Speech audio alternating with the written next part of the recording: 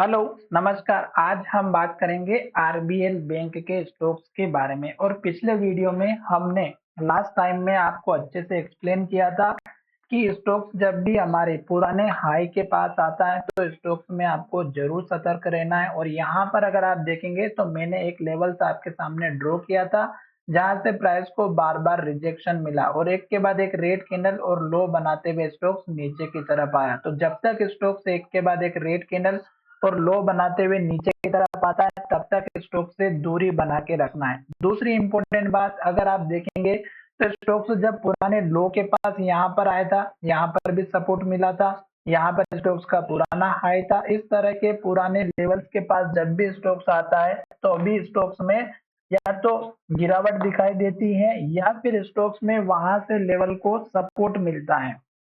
यहाँ पर stocks level को तोड़ चुका था और जब ऊपर की तरफ आया तो यहाँ से प्राइस को रिजेक्शन मिला और डोजी कैंडल बना करके या इन्वर्टेड हैमर कैंडल बना करके हमें संकेत दिया।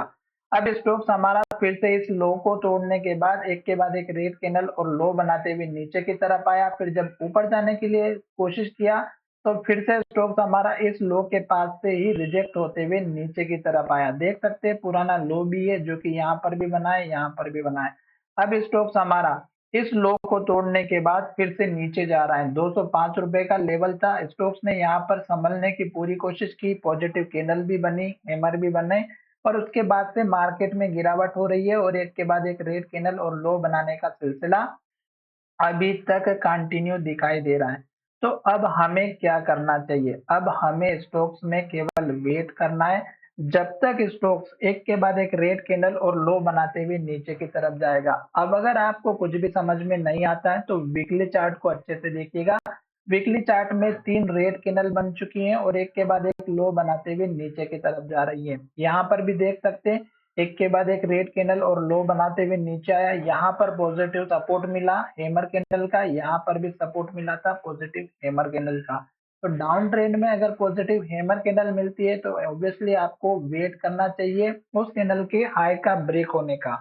अब यहाँ पर देखिएगा 3 रेड कैंडल बन चुकी है, यहीं पर हमारा मूविंग एवरेज का सपोर्ट भी है। तो अब यहाँ पर देखिएगा इस कैंडल का हाई 189 के आसपास का पुराना हाई है। तो हो सकता है कि स्टॉक्स वीकली चार्ट के बेसिस पर 189 के आसपास का पहला सपोर्ट ले, दूसरा सपोर्ट इस कैंडल के हाई के आसपास का 180 का और फिर इंपॉर्टेंट सपोर्ट लेवल बनेगा हमारा इस कैंडल का लो जो कि 170 के आसपास का है। ये इसलिए इम्पोर्टेंट है क्योंकि ये वीकली चार्ट है और वीकली चार्ट के सारे लेवल्स हमारे लिए इम्पोर्टेंट बनते हैं। डेली चार्ट में आपको कुछ नहीं करना है। स्टॉक्स जब तक नीचे आ रहा है, रेड कैंडल बना रहा है, आने दीजिएगा, जल्दबाजी नहीं करें क्योंकि अगर स्टॉक्स हमारा एक बार इस इम्पोर्टेंट सपोर्ट लेवल को तोड़ चुका है तो आप समझ सकते हैं कि बड़ी गिरावट आना तय थी और स्टॉक्स में इसी तरह के लेवल्स पर आपको वेट करना चाहिए। जल्दबाजी करोगे तो आप स्टॉक्स में क्या कभी भी किसी भी जगह कहीं पर भी फंस सकते हो। तो रेड कैंडल तक दूरी बना के रखिएगा।